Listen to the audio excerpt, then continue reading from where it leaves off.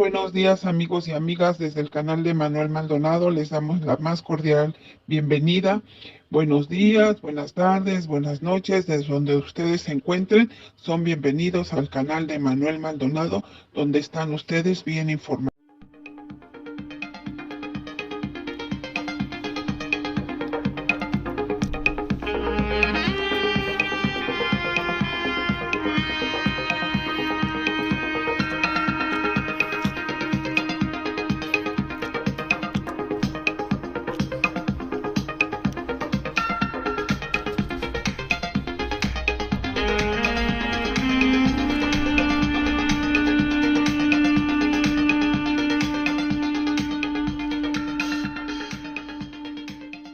Elizabeth, si nos espera Laura, que va a informar sobre la tormenta tropical que afectó en las costas de Guerrero, en la Costa Grande, y también del huracán que afectó en Nayarit y en Jalisco. Tiene ella el reporte, está Laura en Puerto Vallarta. Entonces, vamos con Elizabeth primero. Con su permiso, señor presidente, buenos días a todas, a todos. Esta es la sección ¿Quiénes quieren las mentiras de la semana? Y hoy es 11 de octubre de 2023. Y vamos a iniciar de menor a mayor intensidad. Vamos con la primera, que seguramente ustedes vieron. Tesla sí instalará fábrica de autos eléctricos en México, a pesar de las mentiras difundidas en medios de comunicación.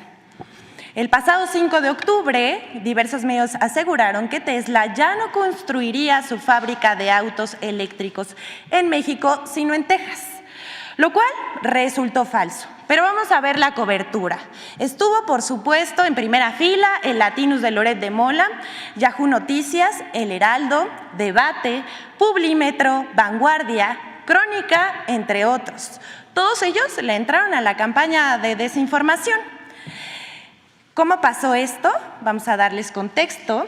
Citando un libro biográfico del dueño de Tesla, Elon Musk, escrita por Walter Isaacson, perdón, si lo estoy pronunciando mal, quien escribió que el robotaxi, modelo de automóvil de conducción autónoma, lo construirían en Texas. Esa fue su fuente y ya con eso, pues ya empezaron su campaña de desinformación. La noticia falsa iba acompañada con críticas al gobierno del presidente López Obrador. O sea, primero tomaron una fuente y después lo utilizaron para editorializar y criticar al gobierno del presidente López Obrador, supuestamente por falta de certidumbre jurídica y apoyo a las inversiones. El gobernador de Nuevo León, Samuel García, respondió a las falsedades en el marco de la reunión anual de industriales el mismo 5 de octubre, informó que Elon Musk, dueño de Tesla, envió una carta conminando al gobierno a la construcción de los proyectos de infraestructura previstos para instalar la gigafábrica de Tesla en el municipio de Santa Catarina. Pero, pues, para vergüenza de los medios de comunicación, no nada más fue el gobierno de Nuevo León quien los desmintió, sino hasta el vocero de Tesla, Rohan Patel, salió a desmentir las notas de estos medios de comunicación, asegurando que esta no es la primera vez que se difunden falsedades. Dijo a través de su cuenta de X: es un cebo de clics, de tonterías y debe ignorarse, afirmó.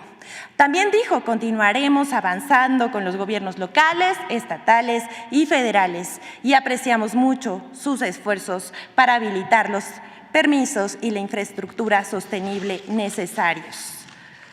Pues así contestó hasta el vocero de Tesla ante las mentiras de los medios de comunicación. Vamos con la siguiente. La plaga de desinformación de muchos medios, ya sabemos, no tiene límites. Ahora salen con una supuesta plaga de chinches en México. Esta no existe.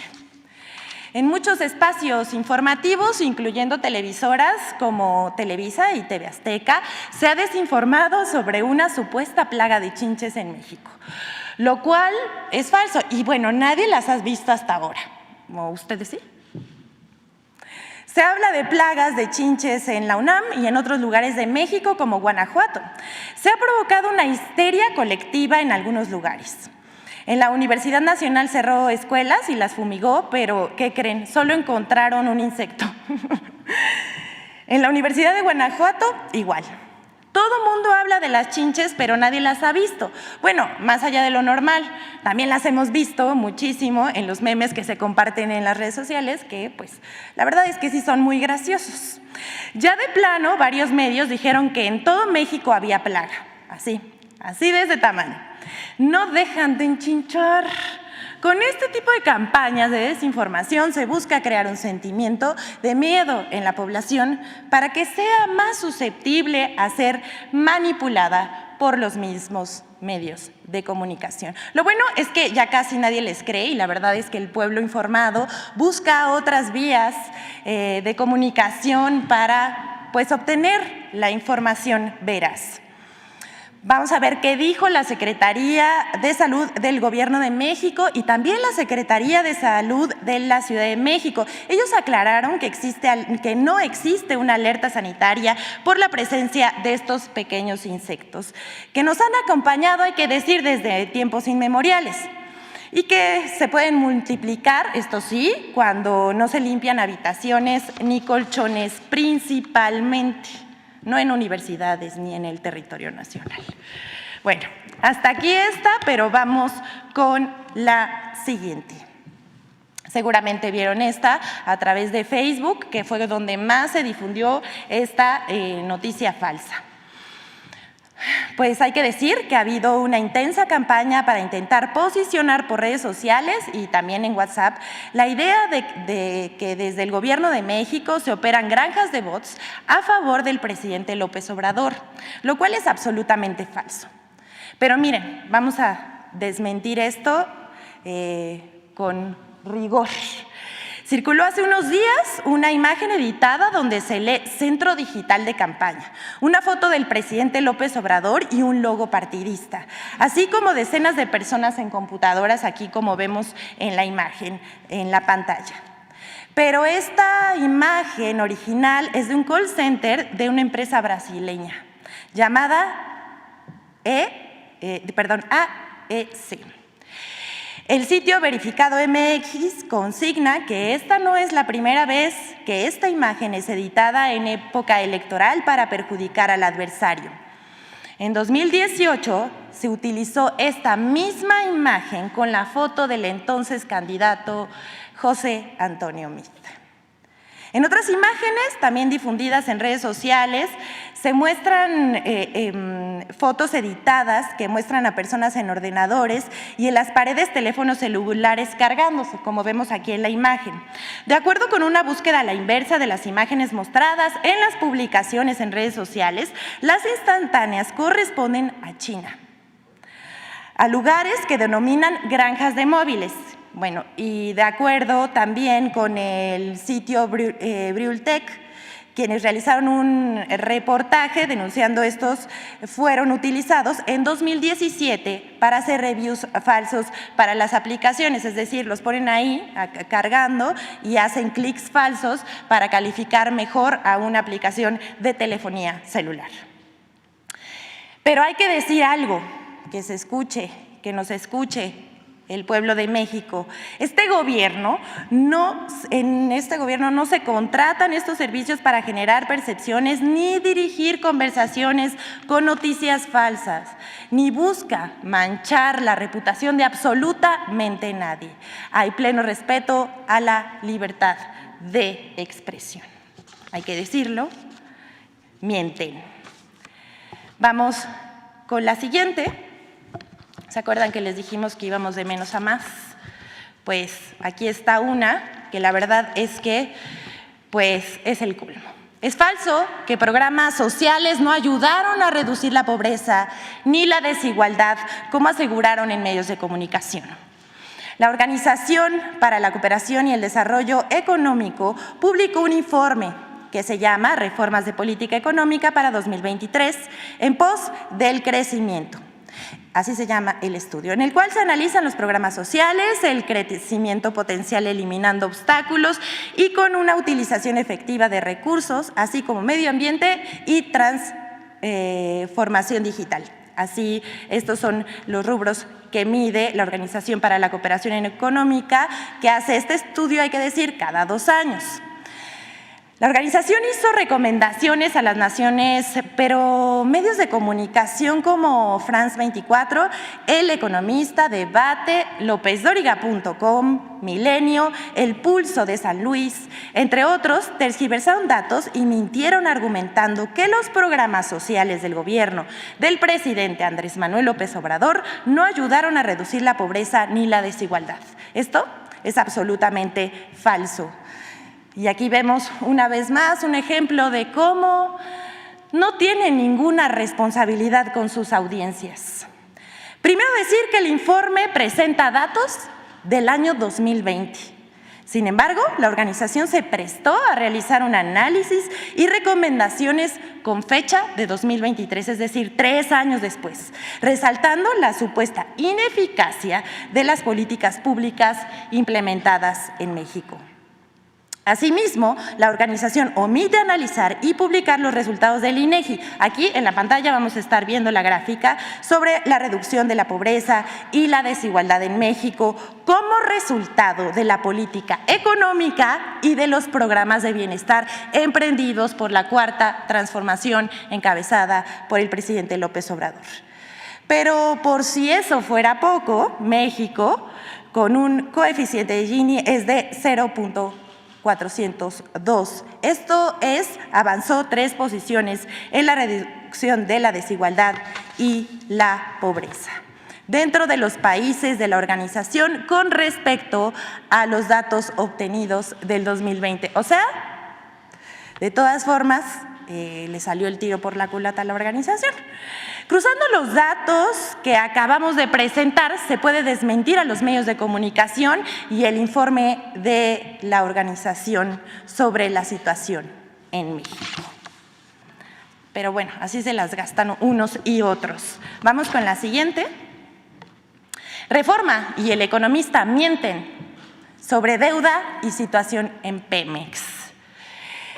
El 10 de octubre se publicaron notas en medios como Reforma, El Norte, Mural, El Economista, mentiras sobre la producción y deuda en Pemex. El diario Reforma, fiel a su estilo, ha sacado incesantemente notas sobre deuda en Pemex y en su editorial de ayer, 10 de octubre, publicó en Templo Mayor. Voy a citarlo. ¡Ah, caray! Ahora resulta que Pemex no está endeudada, es una empresa boyante y además de petróleo, produce miel y flores. En el gobierno de los otros datos, Octavio Romero Oropesa se voló la barda con el diagnóstico que presentó de Petróleos Mexicanos. Hay que decirle a Reforma y a sus escribientes, las burlas no borran la realidad. El director de Pemex, Octavio Romero, informó en el Congreso durante su comparecencia que el saldo de la deuda ha disminuido en 17.8% desde el año 2018, es decir, pasó de 129.3 a 106.3 mil millones de dólares en términos reales. Cuando vemos cómo tras la reforma energética neoliberal en 2013, la deuda de Pemex se incrementó como nunca al tiempo que iniciaron su desmantelamiento y privatización. Una verdadera vergüenza que vendan los recursos de la patria. Por su parte, no se quedó atrás, El Economista publicó 8 columnas.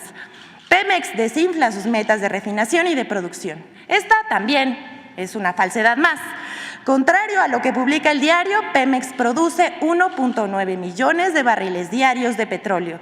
97% es producción de la empresa mexicana y 3% de privados, si recuerdan que decían que los privados iban a rescatar a Pemex, pues resultó también falso. En 5 años, los campos nuevos de Pemex han generado 586,000 barriles de petróleo diarios, 8 veces más que los privados en 10 años, que solo producen 69,000 barriles diarios. Se logró reducir el costo de producción de cada barril de petróleo. Pasamos de $12.1 en 2019 a $9.9 por cada barril extraído en 2023. Y la capacidad de refinación aumentó casi el doble. Así es, con las 6 refinerías más Deer Park y Dos Bocas se revirtió la caída de 612,000 barriles en 2018 a 1.5 millones en 2023. Y cerraremos 2024 con 1.6 millones de barriles. En cuanto a gasolinas, en 2018 se producían 359,000 barriles diarios y ahora estamos en 677,000 barriles. Y vamos a cerrar esta administración con 1.185 millones de barriles de gasolina diarios. Es decir, 3 veces más. El economista miente.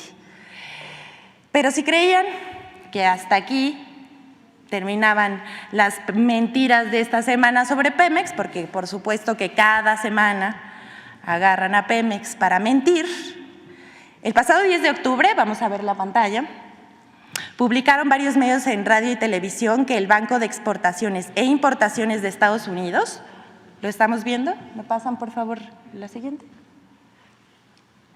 Que el Banco de Exportaciones e Importaciones de Estados Unidos canceló en agosto un crédito a Pemex de unos $800 millones por exportar petróleo gratis a Cuba. Nada más vean hasta dónde llegan.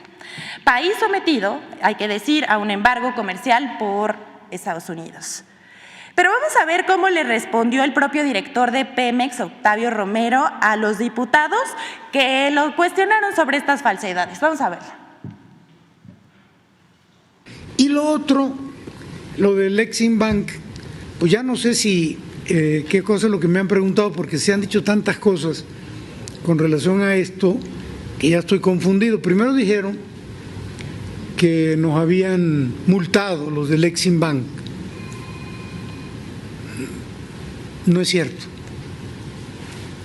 ¿Se los digo así o de otra manera? No hay ninguna multa en lo más mínimo. Y no hay ninguna cancelación de ningún crédito. Fue un acuerdo de ya no solicitar ese crédito.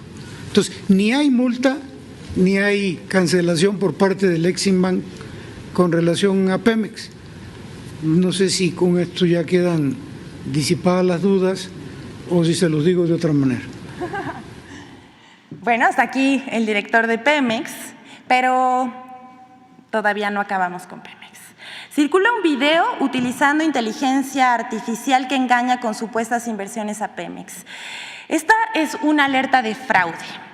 Circula en redes sociales un video que con ayuda de inteligencia artificial, lo estamos viendo aquí en la pantalla, no lo vamos a pasar, la verdad, por respeto y también porque pues es una falsedad que no merece el tiempo, pero utiliza la imagen de una periodista y del ingeniero Carlos Slim en la que se arguye que invirtiendo desde 4,500 pesos en Pemex se tendrían ganancias por 300,000 al mes. Esto se trata de un fraude. Vamos a decirles a todas, a todos que quienes nos están viendo que ni el gobierno ni Pemex pide dinero en internet o en otras plataformas digitales. Si alguien pide dinero o que se le deposite en una cuenta, sin lugar a dudas se trata de un intento de estafa. Les pedimos no caer y denunciar aquellas publicaciones que intentan estafar al pueblo de México. Y bueno, hasta aquí las mentiras sobre Pemex, pero para finalizar la sección vamos a compartir la colaboración con Infodemia sobre las mentiras del Poder Judicial sobre la cancelación de fideicomisos que el Congreso quiere aprobar. pero sabemos perfectamente por qué el presidente le quiere recortar presupuesto al Poder Judicial, quiere asfixiarlo. De donde se les paga las pensiones a los jueces viejitos, a las juezas en retiro, por amor de Dios, eso es, una venganza. ¿Cómo acabas con alguien? Déjalo quebrado. Mentiras contra la extinción de fideicomisos del Poder Judicial. Medios de comunicación y comentaristas han difundido desinformación sobre el proyecto que plantea una reforma para eliminar 13 fideicomisos del Poder Judicial, que no están contemplados en la ley y que por su falta de transparencia, según la iniciativa, se desconoce el manejo de los contratos, administración, rendimientos y destino de los recursos. 1. Falso que se disminuye la operatividad del Poder Judicial. La iniciativa no disminuye la capacidad para impartir justicia porque la mayor parte de los recursos de los 13 fideicomisos se relacionan con prestaciones especiales y bolsas de ahorro financiados con recursos públicos. Por ejemplo, el fideicomiso 80693 del Consejo de la Judicatura destina 76.572.294 pesos al mantenimiento de casa habitación de magistrados y jueces. El fideicomiso 80694 del mismo Consejo cuenta con 69.075.827 pesos para apoyos médicos complementarios y de apoyo médico extraordinario para servidores públicos del Poder Judicial de la Federación, mientras que un fideicomiso del Tribunal Electoral del Poder Judicial de la Federación destina 15.943.069 pesos al mismo fin. 2. Falso que afecta los derechos de los trabajadores del Poder Judicial. La iniciativa no afecta derechos adquiridos de los trabajadores, pues las obligaciones derivadas de estos instrumentos serán atendidas con los recursos de los propios fideicomisos. Por ejemplo, el fideicomiso 80692, pensiones complementarias a magistrados y jueces jubilados, actualmente cuenta con 4.722.319.850 pesos.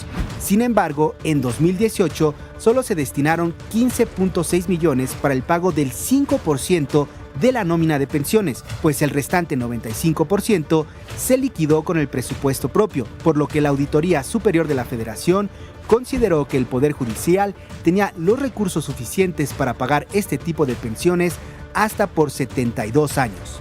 3. Falso que se reduzca la certeza jurídica e inversiones. La derogación de estos fideicomisos se realiza con apego a la ley y respeto a la división de poderes. Además, simplificará la rendición de cuentas del Poder Judicial y los recursos públicos se gestionarán a través de las estructuras gubernamentales existentes, mejorando la rendición de cuentas y la austeridad, dos objetivos que la iniciativa considera fundamentales para lograr la nueva legitimidad del Poder Judicial y, por tanto, dar certeza jurídica en sus decisiones. 4. Falso que sea una venganza contra la Corte o que se busque su control. El proyecto de presupuesto contempla una asignación de 84.792 millones de pesos para el Poder Judicial, lo que garantiza el funcionamiento e independencia de este poder. Además, la propia Ley Federal de Presupuesto contempla que el Poder Legislativo tiene la facultad de extinguir esos fideicomisos. Infodemia. Ojalá se acaben los privilegios a costa del pueblo. ¿Es cuánto, señor presidente? Buenos días. Ahora sí, con Laura. Vamos con Laura. Sí, señor presidente. Muchas gracias, muy buen día para usted y para todos. Con su permiso, el día de ayer, martes 10 de octubre, el huracán Lidia, categoría 4, tocó tierra en la localidad de Las Peñitas, en el municipio de Tomatlán, Jalisco. 3 horas después se debilita a huracán categoría 2 al este de Puerto Vallarta. Los municipios en donde se registró la mayor precipitación en Jalisco fueron Cihuatlán, Tolimán, Tomatlán y Autlán. Asimismo, en Colima, en los municipios de Comala y Armería. Lidia se ha debilitado a una baja presión sobre el sur de Zacatecas, con muy fuertes lluvias en la Mesa del Norte y en el noreste del país. Asimismo, se van a presentar lluvias puntuales en Nayarit, Jalisco, Colima y Zacatecas y muy fuertes en Coahuila, Durango, San Luis Potosí, Aguascalientes y Guanajuato. Se realizaron a lo largo de estos días acciones muy importantes y de manera conjunta con el gobierno del estado de Jalisco y de Colima y de Nayarit, acciones de preparación y de prevención. Se emitieron 10 boletines de alertamiento por parte de la Coordinación Nacional de Protección Civil. Se desplegaron 3 equipos hacia Nayarit y Jalisco como parte de la misión de enlace y coordinación operativa. Asimismo, se realizó una amplia difusión de las medidas de prevención y preparación ante los diferentes peligros provocados por el huracán Lidia. El día de ayer sesionó el Comité Nacional de Emergencias con la participación de 24 instituciones del Gobierno de México. Al momento se mantiene en sesión permanente. Se han llevado a cabo recorridos informativos en las zonas de mayor riesgo en Nayarit y Jalisco. Se instalaron los comités estatales y municipales de protección civil y en conjunto con la Sedena, Marina, la Guardia Nacional, la CFE, Conagua y la Secretaría de Infraestructura, Comunicaciones y Transportes, se instalaron los puestos de mando para coordinar la emergencia de manera conjunta con los gobiernos de los estados y de los municipios. El Gobierno de México, a través de la Sedena, de la Marina, de la Guardia Nacional, de la Coordinación Nacional de Protección Civil, CFE, Conagua y Comunicaciones y Transportes, cuenta con los siguientes recursos para la atención a las afectaciones por Lidia. En Baja California Sur y desde Sinaloa hasta Colima se cuentan con 32,000 elementos, 741 vehículos, 4 cocinas comunitarias, 9 aeronaves, 13 embarcaciones y 403 equipos especializados. El día de hoy se llevará a cabo un recorrido en los municipios de Tomatlán y Autlán, que han sido los más afectados, para determinar cuáles son los daños y detectar las necesidades de la población y evidentemente detectar los daños a la infraestructura y a la vivienda. Asimismo, las carreteras interrumpidas por caídas de árboles ya iniciaron desde este momento el retiro de estos árboles caídos y de postes con la ayuda de la Sedena, de Marina y de la Guardia Nacional, y la Secretaría de Infraestructura y Comunicaciones y Transportes ya está realizando la apertura de numerosas carreteras comunitarias para que llegue la ayuda humanitaria. Se tiene el reporte de ríos y de arroyos desbordados, como es el arroyo Cangrejo y Coajinque en el municipio de Autlán. Se encuentra sin energía eléctrica La Huerta, Cabo Corriente y la interrupción parcial en Puerto Vallarta. Voladuras de techos ligeros en Tomatlán y caídas de poste. Un hospital regional en Autlán, en Jalisco, con daños por inundación. Asimismo, se encuentra ya reparándose en este momento la carretera federal 200 y las estatales 554 y 556. Se han reportado 2 lesionados en Autlán de Navarro y otro en Cihuatlán, y se han aperturado 45 refugios y se tiene hasta el momento 171 personas refugiadas en estos albergues. Asimismo, se reporta un fallecido por caída de árbol en Bahía de Banderas, Nayarit. El día de hoy, como ya lo mencioné, se va a llevar a cabo los recorridos de evaluación de daños y análisis de necesidades, principalmente en Autlán y Tomatlán, Jalisco. Se llevan a cabo las acciones de retiro y de postes caídos con el respaldo de los gobiernos de los estados, de los municipios, Sedena, Marina y Guardia Nacional. Se recupera de manera prioritaria el suministro eléctrico por parte de la CFE. Se contempla la distribución de ayuda humanitaria por parte de la Sedena y Marina en cuanto se tenga la cuantificación de la población afectada. Asimismo, la Secretaría de Infraestructura, Comunicaciones y Transportes lleva a cabo acciones para la recuperación inmediata de tramos carreteros dañados. Por otro punto, informo a ustedes sobre la tormenta tropical Max que tocó tierra en el municipio de Petatlán, Guerrero, el pasado lunes 9 de octubre y que se degradó a una baja presión en Michoacán. Los municipios en donde se registró la mayor precipitación fue Benito Juárez, Atoyac de Álvarez y Coyuca de Benítez.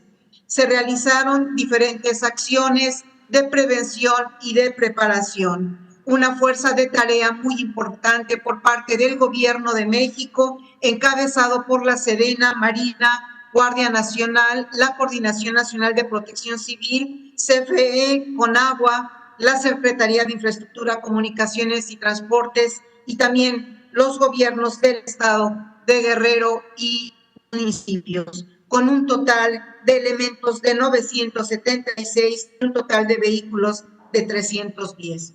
Concluyo mi participación mencionando que se realizó el rescate de personas atrapadas por la corriente de un río en Tecpan por parte de la Secretaría de Marina, el apoyo para la activación de refugios temporales por parte de la Sedena, la evacuación hacia refugios temporales por parte de Protección Civil, la Secretaría de Infraestructura, Comunicaciones y Transportes lleva a cabo la reparación de los cortes carreteros en la carretera federal 200 Acapulco-Zihuatanejo. Por último, informo que la Secretaría de Marina reparte 3,000 despensas a los municipios más afectados. Por último, la tormenta tropical Max afectó a 143,000 usuarios y la CFE ha recuperado ya el 98% del suministro eléctrico. Quedo a las órdenes de ustedes. Nos vamos en unos momentos más a hacer estos recorridos por Tomatlán y Autlán. A sus órdenes. Gracias, Laura. Muchas gracias. Gracias. También reconocer el apoyo de las autoridades municipales y de los gobiernos de Nayarit, de Jalisco, de Michoacán, Colima y Guerrero, que han estado trabajando de manera coordinada con Protección Civil. Bueno, vamos a iniciar. Empezamos por acá. Buenos días, señor presidente. Eduardo Esquivel Ancona, SDP Noticias. Mi primera pregunta es sobre el tema del gasto. En aras del gasto y la transparencia, los inmuebles que ocupan los juzgados del Poder Judicial Federal están ubicados en zonas de alta plusvalía, en zonas residenciales, y estos están a todo lujo, son edificios inteligentes de difícil acceso, en donde el único que está así en una zona es el que está en San Lázaro, ¿no? Pero todos los demás. La pregunta sería, ¿de quién son estos inmuebles? ¿Cuántos son propios del gobierno federal? ¿Cuántos son rentados y a quién se los rentan? Seguramente si escarbamos vamos a ver que estos inmuebles son de gente poderosa, a lo mejor exministros. Estamos haciendo la investigación. Entonces, su gobierno podría transparentar esto, porque pues es dinero público, no es el que aquí lo estamos viendo, ¿no? Cuánto se gasta el Poder Judicial, ¿no? Y es un Poder Judicial lento y que a veces hasta injusto. Entonces, esa sería mi primera pregunta. Bueno, es un asunto de un poder independiente, autónomo. Es notorio que siempre el Poder Judicial ha tenido un trato preferencial en cuanto al manejo del presupuesto. Ha sido bien atendido para contar con el apoyo de jueces, de magistrados, de ministros. Todo esto tiene como antecedente lo que fue la práctica del maiceo, que se inicia con la dictadura de Porfirio Díaz. Era famoso de que Porfirio Díaz sobornaba a sus potenciales opositores. Cuando alguien lo cuestionaba, decía, ese gallo quiere maíz, y le daban maíz al gallo y dejaba de cantar, dejaba de conformarse el gallo, de oponerse. Esa práctica, aunque parezca así muy esquemática y elemental, se trasladó, incluso resistió la Revolución Mexicana y se siguió aplicando, sobre todo en el periodo neoliberal, para que la oligarquía tuviese mangas anchas y poder quedarse con los bienes del país o trasladar los bienes del país a particulares, pues necesitaba tener bien maiciados a los funcionarios públicos, porque me cuesta trabajo llamarles servidores públicos. Entonces, ¿cómo los diputados, como los senadores, como los integrantes del Poder Ejecutivo, como los jueces, los magistrados, los ministros obedecían? Pues pagándoles muy bien, con sueldos elevadísimos, con muchas prestaciones. Era una burocracia dorada la que existía. Y también mucho dinero del presupuesto se utilizaba para tener muy buenas oficinas, no solo los sueldos, oficinas en las avenidas más céntricas y lujosas, y dinero para construir edificios. Yo no creo que los edificios que utiliza el Poder Judicial sean rentados, creo que son de ellos, hechos con el presupuesto que se les entregaba. Tienen edificios en todo el país muy elegantes, en San Ángel, Las Flores, sí, pero así es en todo el país. En Angelópolis, en Puebla, sí, un edificio lo más lujosísimo, y lo que aquí se acaba de dar a conocer, mucho dinero para la construcción de sus viviendas, de sus residencias, mantenimiento para sus casas. Eso es lo que puedo comentarles. Por eso ahora hay enojo y están también desinformando, hablando de que se van a quedar los trabajadores del Poder Judicial sin sus prestaciones. No, si el Poder Legislativo suspende, cancela esos fideicomisos, no se afecta en nada a los trabajadores. Eso también para que lo conozcan todos los trabajadores del Poder Judicial. Son los privilegios de los de arriba,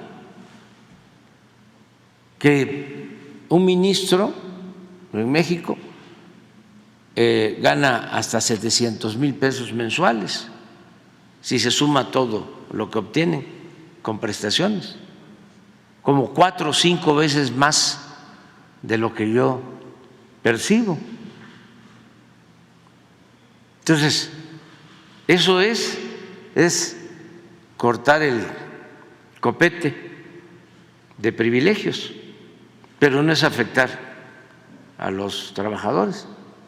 Desde luego eso lo va a resolver el Poder Legislativo, que tiene facultad para eso, porque el Poder Legislativo tiene como facultad exclusiva la aprobación del presupuesto público. Nosotros recibimos el presupuesto del Poder Judicial y lo enviamos como lo recibimos al Poder Legislativo, 84,000 millones de pesos. Y también hay que preguntarnos en qué beneficia el Poder Judicial al pueblo de México o a la mayoría de los mexicanos. Pues en nada, al contrario, perjudica a la mayoría del pueblo de México. Es un poder al servicio de una minoría rapaz, al servicio de la oligarquía, no de la mayoría del pueblo.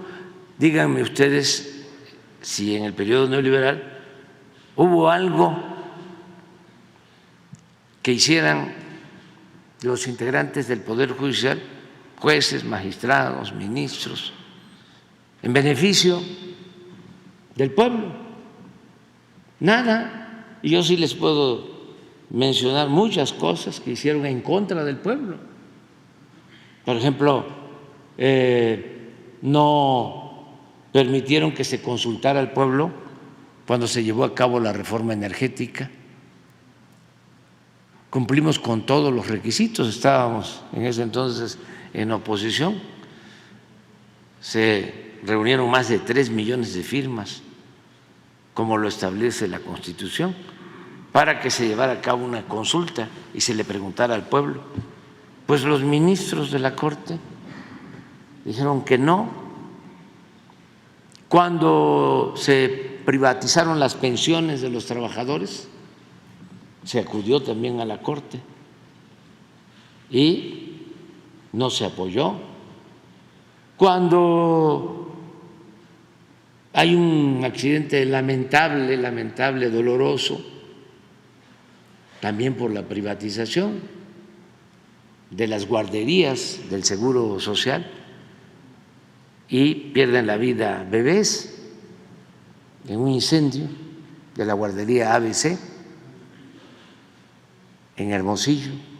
También se presenta una denuncia para que se investigue, se castigue a los responsables.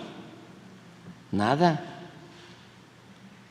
Yo soy un damnificado también del Poder Judicial. A mí me destituyeron cuando Fox era presidente. No querían que yo participara como candidato a la presidencia, era yo jefe de gobierno, y para que no pudiera inscribirme por antecedentes penales, me inventaron de que había yo violado un amparo. Y lo más interesante de entonces, o lo más vil, cínico, es que presenta la denuncia la Procuraduría de la República por consigna de Fox, y al día siguiente que presenta la denuncia de desafuero, la Procuraduría, sale un desplegado de todos los miembros del Poder Judicial, ministros de la Suprema Corte de Justicia, empezando por su presidente, Mariano Azuela, respaldando al Ejecutivo, como si fuesen apéndices, como si fuesen parte del Poder Ejecutivo, como era antes, que estaban completamente subordinados. Entonces, decirle a los trabajadores del Poder Judicial que ellos no deben de preocuparse en nada, que no los quieran confundir, diciéndoles que se van a quedar sin sus sueldos, sin sus prestaciones. No, es con los de arriba que han abusado muchísimo. No puede haber gobierno rico con pueblo pobre. Entonces, eso es lo que te puedo decir sobre los edificios de ojalá los ministros nos digan que si son propios o son rentados. Sería bueno que informaran, pero siempre han tenido mucho presupuesto. Sí. Incluso hasta han habido denuncias de posibles actos de corrupción, porque ellos dan los contratos, los ministros, sin licitación, o sea, asignan contratos de obra sin licitación. Nada más que ya en eso no me quiero meter, ya es otro asunto. En otra pregunta, el pasado 30 de agosto la Comisión de Cambios determinó instruir al Banco de México reducir el monto vigente del programa de coberturas cambiarias de forma gradual, el cual tiene un monto total de 7.491 millones de dólares. Este fondo, o sea, se recortó, son las subastas para cuando hay para defender el tipo de cambio, ¿no? El principal objetivo del Banco de México es pues luchar contra la inflación y mantener el poder adquisitivo de la moneda. El peso, usted lo recibió a 20.41, su gobierno, y ahora está pues, en 18 pesos, o sea, sigue depreciado como usted pero últimamente ha habido turbulencias y este tipo, o sea, esto lo recortaron, pero usted instruiría al secretario de Hacienda y le recomendaría que se volviera, que ya no se limitara esta cobertura de cambios, se volvieran a las subastas para tener más estabilidad del peso frente a las monedas extranjeras, o lo dejaría así porque como bien estamos diciendo sigue el precio, el tipo de cambio pues está fuerte todavía el peso, ¿no? Entonces esa sería mi pregunta. ¿Usted recomendaría que se volviera a las subastas como estaba establecido antes del 30 de agosto o que se siguiera con lo mismo y se confiara en la fortaleza del peso?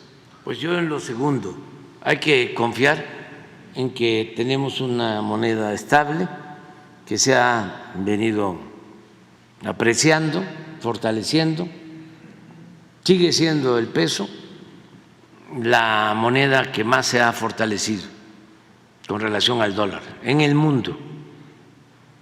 Ahora hubo un ajuste, se pensaba que ya dejaba de ser el superpeso y ayer de nuevo baja a menos de 18 pesos por dólar, o sea, está muy bien la moneda y hay mucha confianza en la fortaleza económica de México. Hasta me sorprendí, no sé si pensar bien o mal, verlo bien o verlo mal, pero emitió un comunicado al Fondo Monetario Internacional hablando de que la economía de México está muy sólida, que es de las mejores del mundo, incluso aumentó su proyección de crecimiento económico de 2. Así está hoy. Miren, superpeso.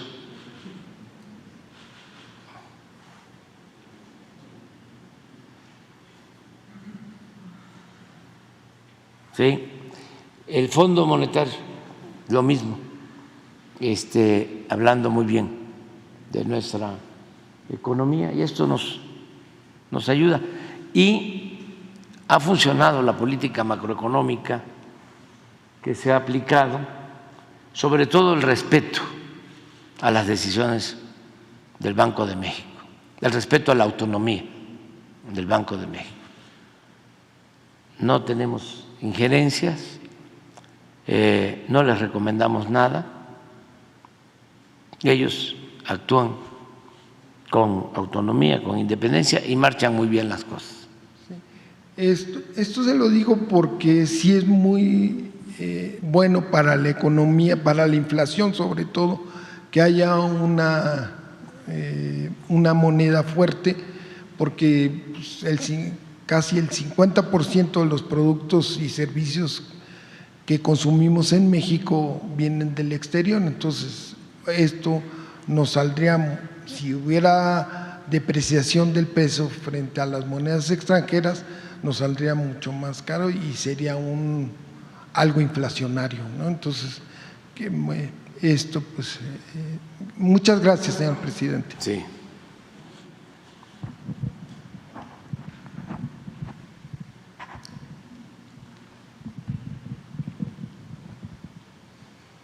Señor presidente, muy buenos días. Sandra Aguilar, de AE Grupo Informativo.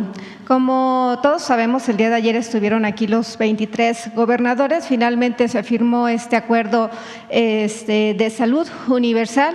Y preguntarle, señor presidente, al menos el 80% de los mexicanos obviamente van a tener que afiliarse o que registrarse para poder ser beneficiarios de este servicio. Y bueno, preguntarle y saber dónde iniciará este servicio. ¿Tienen ya algún estado? Y también saber si el registro estará a cargo precisamente del personal del Instituto Mexicano del Seguro Social o por los siervos de la nación. Bueno, sí se va a entregar una tarjeta, nada más para llevar un seguimiento de el tipo de enfermedades de los pacientes, las medicinas que se utilizan con ese propósito, porque todo el servicio médico va a ser gratuito, es gratuito y ya comenzó, todavía como en una etapa inicial, en proceso. Ya estamos avanzando, ya en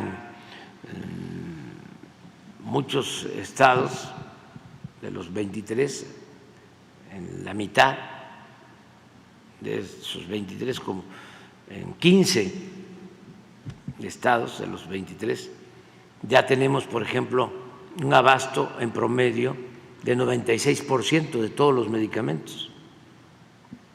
Pero no podemos decir lo mismo de los 23, todavía estamos firmando, hace unos días se firmó el acuerdo para la federalización de los servicios de salud en el Estado de México, que tiene muchísimos centros de salud y hospitales, es el estado más poblado del país, pero ya vamos avanzando, ya están mejorando los servicios, ya se tienen más médicos generales, más médicos especialistas, ya se están rehabilitando los centros de salud, los hospitales, se están equipando, ya es un proceso.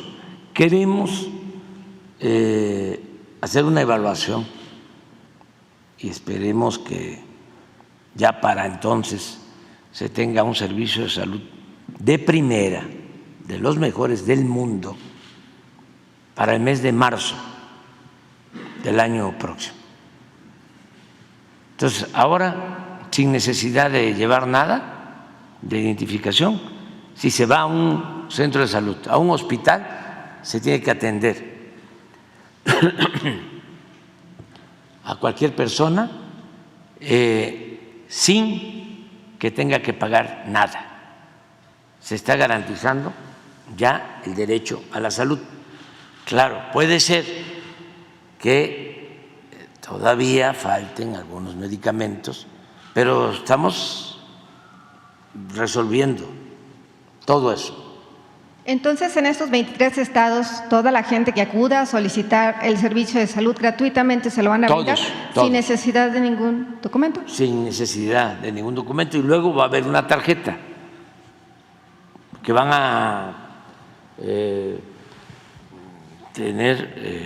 van a poseer, pues son casi 60 millones de mexicanos sin seguridad social.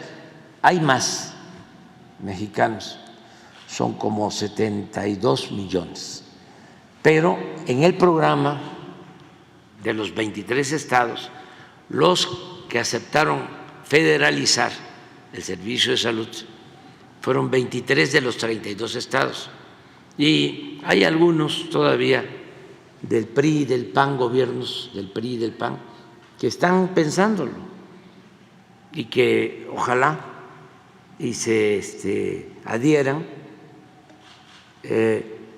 Los que no lo hagan reciben de la Federación sus fondos, lo que por derecho les corresponde, para la atención médica.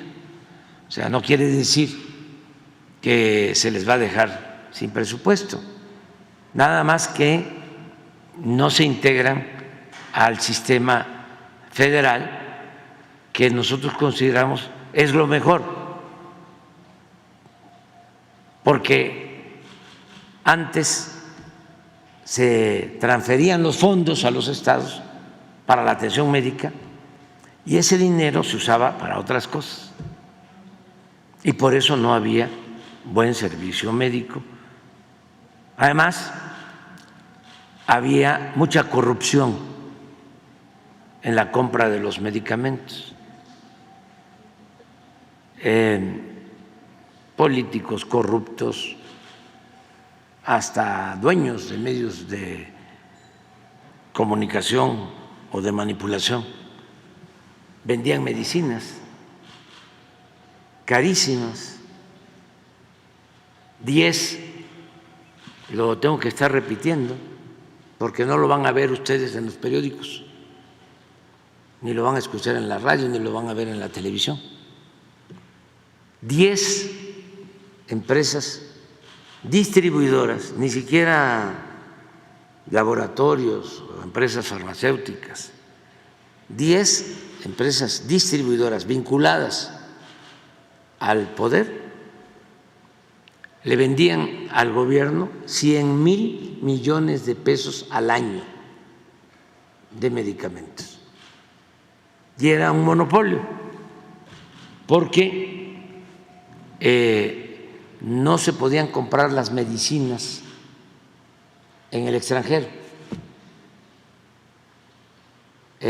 no lo permitían las leyes. Tuvimos que llevar a cabo reformas legales para poder comprar la medicina en cualquier país del mundo y así tener abasto, y hemos logrado ahorros de miles de millones de pesos. Por eso, con el mismo presupuesto de antes, ahora podemos comprar más medicamentos y garantizar que sean gratuitos para toda la población. Sin embargo, pues esto les enoja mucho a nuestros adversarios porque estaban acostumbrados a robar. Entonces vamos a tener ya este sistema completamente concluido, eficaz para apoyar a la gente. Lo que decía yo ayer, que si alguien se enferma, que no esté pensando cómo va a pagar al médico, cómo va a obtener dinero para comprar las medicinas, que la salud no sea un privilegio, sino un derecho del pueblo. Y eso es lo que estamos haciendo. Sí, señor presidente, ya que hablamos de corrupción y de malas prácticas y ya que abordamos precisamente el tema del Instituto Mexicano del Seguro Social, usted recordará el caso del famoso y conocido el SAR de la limpieza, estas empresas que brindan servicio obviamente al Instituto Mexicano del Seguro Social. En aquel momento en que se llegó a abordar este tema, precisamente, inclusive la jefa del SAR reconoció que existían presuntas irregularidades. Estamos hablando de Marco Antonio Jesús Reyes Saldívar. Sus trabajadores o algunos trabajadores continúan denunciando que insisten en estas malas prácticas, que no son dados de alta en el Seguro Social o exactamente dados de alta como trabajadores, no les pagan a veces el salario, obviamente carecen de prestaciones sociales, pero sobre todo, señor presidente, sabemos que continúan brindando licitaciones a esta persona, a este personaje, y en ese sentido preguntarle, ¿existe alguna supervisión o algún adelanto que nos pudiera compartir con respecto a este tema? Sí, para eso es la Secretaría de la Función Pública, pero lo más eficaz de todo es lo que estás haciendo tú, denunciándolo, porque con esta denuncia ya el director del Seguro Social, Zoe Robledo, va a tener que informar.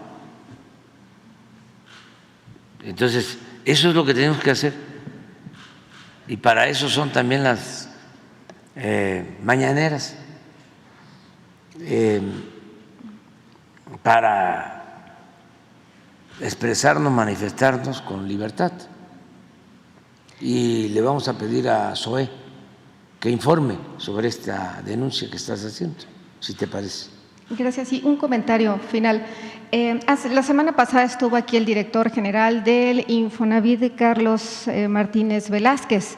Abordó, y bueno, fue una buena noticia para los periodistas independientes, más allá de la seguridad social, que ya se brinda obviamente a todos aquellos que forman parte de este comité, la posibilidad, inclusive existía algún documento, una minuta, una propuesta, así lo dijo en la conferencia matutina, que existía ya instaurada o localizada en el Senado. Lo cierto, señor presidente, es que, pues bueno, como usted lo menciona, nuestro trabajo es investigar. No existe tal documento al respecto, al parecer tampoco en la Cámara de Diputados, y en ese sentido le compartimos el dato, ojalá y nos pudieran dar más información al respecto. Es específicamente el tema de poder tener acceso a cuentas de una vivienda a futuro. Ese es el tema, porque de lo demás de prestaciones sí existe ya, señor presidente. Muy bien, pues con Jesús lo vemos. Sí. Miren, gracias. Me voy a tener que ir porque hoy se conmemoran 200 años de la fundación del Heroico Colegio Militar, y voy a ir a Perote, Veracruz, porque ahí inició la escuela de cadetes, la escuela para formar a elementos de las Fuerzas Armadas. Cuando México comienza a ser país independiente,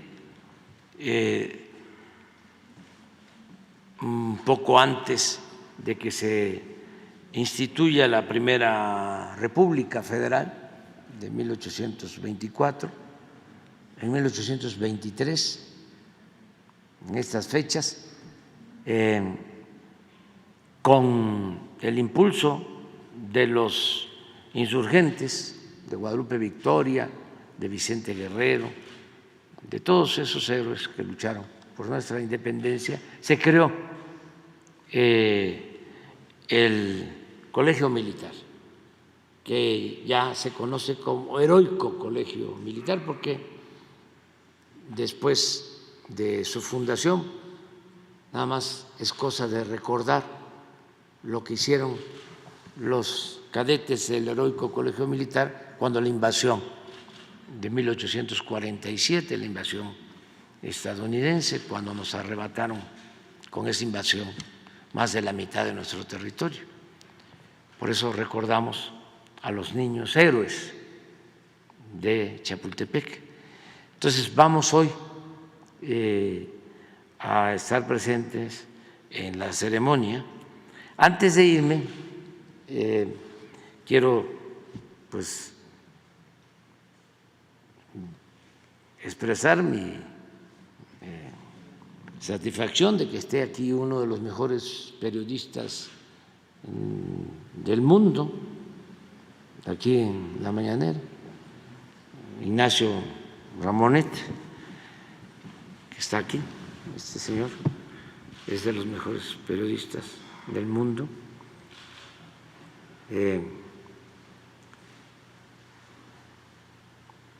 Siempre hablo de Kapuczynski, muy buen periodista.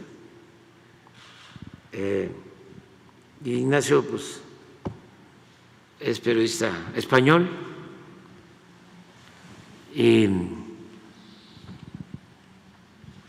tiene una entrevista un poco amplia.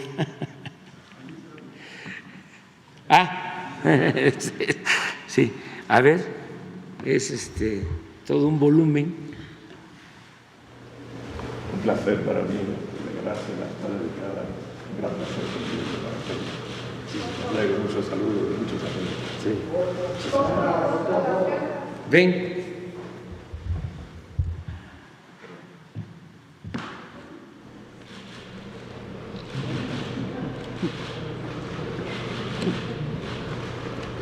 Se llama 100 horas con Fidel. Es una muy buena entrevista porque es toda la historia de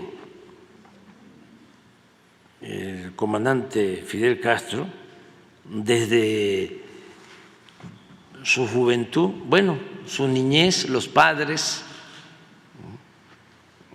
Su papá era español, ¿no? Gallego, su formación, su visión sobre el cristianismo, la crisis de los misiles y algo que me parece muy importante en la entrevista, te adelanta lo del relevo, lo de la transición, porque ya prepara la entrega de la conducción del movimiento revolucionario. Habla de eso. ¿Cuándo hiciste la entrevista? ¿Qué año? Entre 2003 y 2006. 2003 y 2006, sí. 3 años.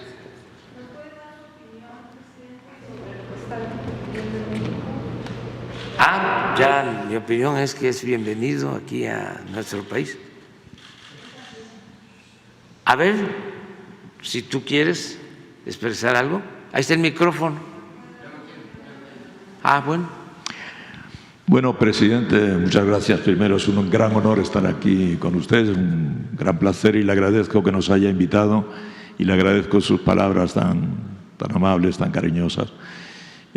Para mí era, como periodista, tenía mucho interés en asistir a una mañanera porque creo que usted ha iniciado una forma muy diferente de dirigirse a la vez a la población y a los medios.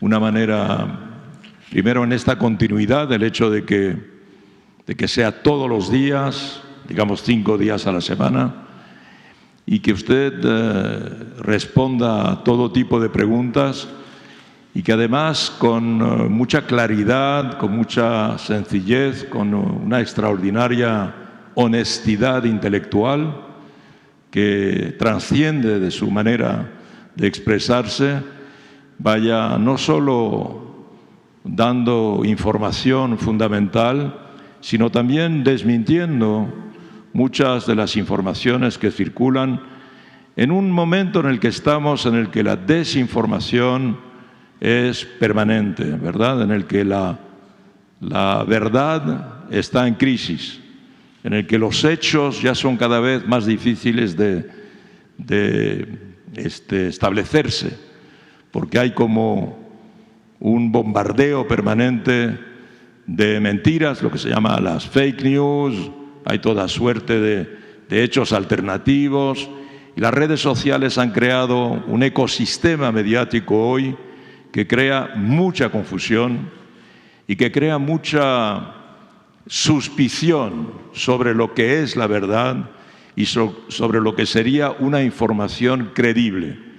Y yo creo que usted personalmente, como protagonista principal de un ejecutivo, da su verdad y también no solo la suya, sino una verdad que está fundamentada en hechos, ¿verdad?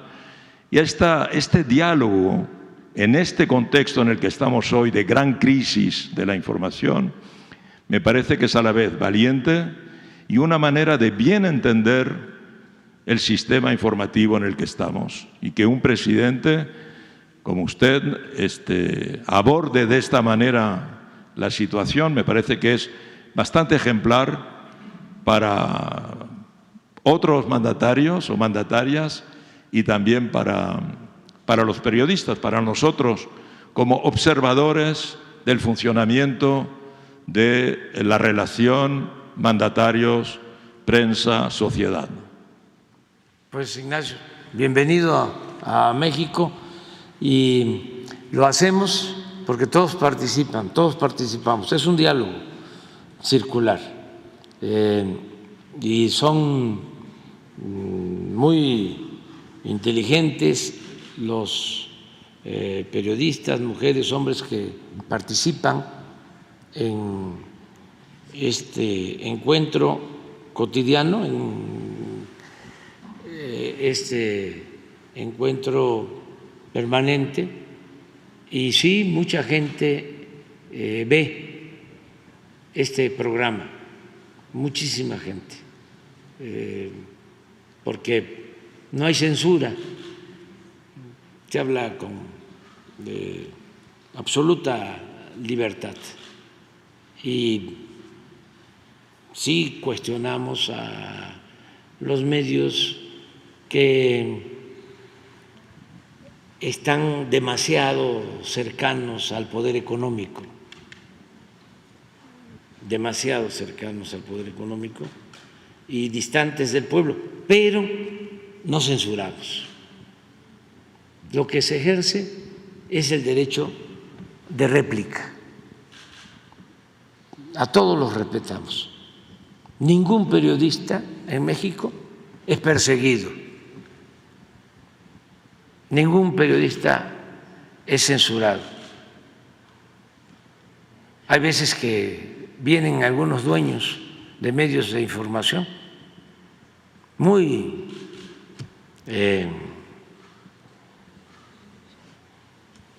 importantes por su poder económico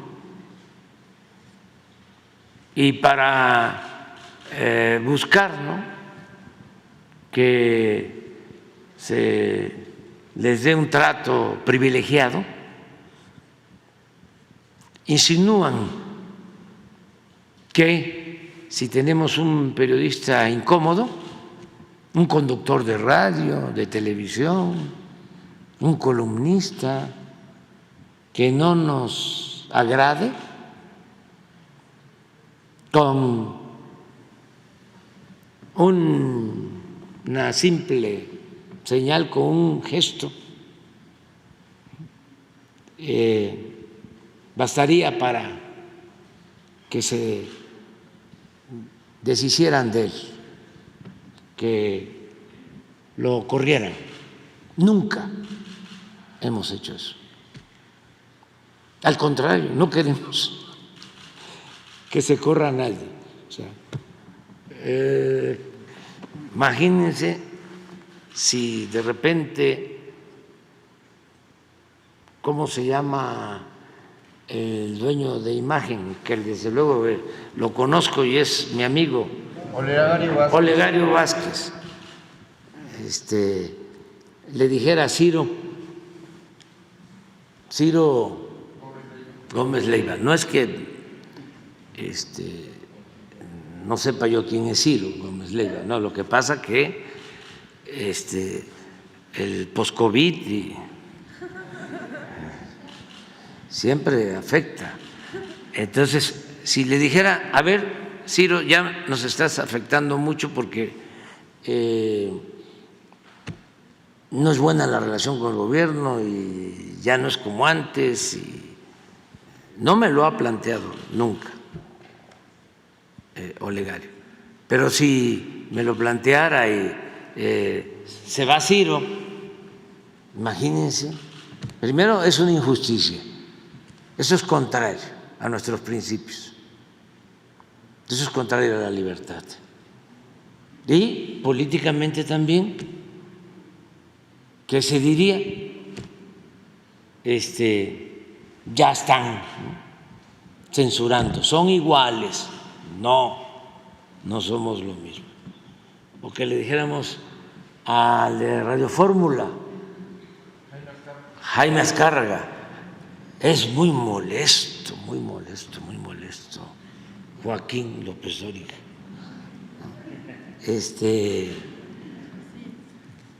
Vuela, para no decir otra cosa, como se dice en el argot del periodismo, ¿no? Vuela mucho. No. Joaquín es un periodista libre y nunca nosotros nos atreveríamos, ni siquiera a otros más groseros, porque no respetan. Sí, Loret, aunque Loret es muy calumniador, pero no es grosero. Hay unos que mientan madre, no voy a hablar de ellos. Que viva la libertad. Bueno, pues ya nos vamos. Vamos a Perote y luego regresamos en la tarde a seguir atendiendo cosas. No nos ha dicho nada a lo largo de la semana. ¿Qué les parece si mañana hablamos de eso? ¿Sí? Bueno, muchas gracias. Amigos, muchas gracias por habernos acompañado. Les agradezco su like y los invito a que compartan la transmisión y que le sigan ustedes para que se siga promoviendo. Estoy muy agradecido con todos ustedes, todos los del chat, los del Matoche, los de Facebook. Agradezco su asistencia a mi canal y los espero a la siguiente, a la próxima. Tenemos muchas cosas que compartir con ustedes, mis grandes y buenos amigos. Bendiciones a todos, que Dios los llene de sabiduría y les dé mucho éxito en todo lo que hagan. Gracias, bye.